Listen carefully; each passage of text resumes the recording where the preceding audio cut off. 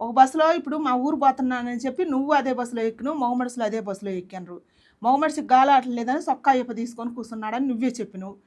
నాకు గాలాడటం లేదు, వాడికైతే స్వేచ్ఛ ఉంది, నాకు స్వేచ్ఛ లేదు. మనకు స్వేచ్ఛ లేదు, మనకు కూడా గాలాడాలా, మనం ఇప్ప తీసుకోవాలా, మనం ఉండాలా, అది మనకు సమాన హక్కులు కావాలంటున్నా. అది ఎంతవరకు కరెక్ట్ అమ్మా నువ్వు చెప్పు?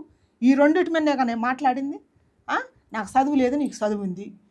నేను కరెక్టా, నువ్వు కరెక్టా, నువ్వే 100 సార్లు చెక్ చేసుకో. నీకు జ్ఞానం ఉంది కదా, నువ్వు ఎన్నో పుస్తకాలు రాస్తున్నావు కదా, నువ్వు పాటలు రాస్తున్నావు కదా, నువ్వు రచయితవు కదా, నీకు అన్నీ తెలుసు కదా. తెలిసినప్పుడు అన్నీ రాసినప్పుడు మగమడిసి ఇప్ప తీసుకొని కూర్చుండు, ఆడమడిసి ఇప్ప తీసుకొని కూర్చుంటుందమ్మా బస్సులో. ఏ రకంగా నువ్వు ఇప్ప తీసుకొని కూర్చో అని చూపించమని చెప్పింది నేను. అది తప్పు మీరు చేసే కదా. తప్పు మాట్లాడింది కాక ఇప్పుడు మళ్ళీ పైపెచ్చు మీరు తక్కిన వాళ్ళు సపోర్ట్ చేస్తే ఆమె మైండ్ ఇంకా ఎంత దూరమో పోయి ఎంతోమందిని మారవలసి వస్తుంది.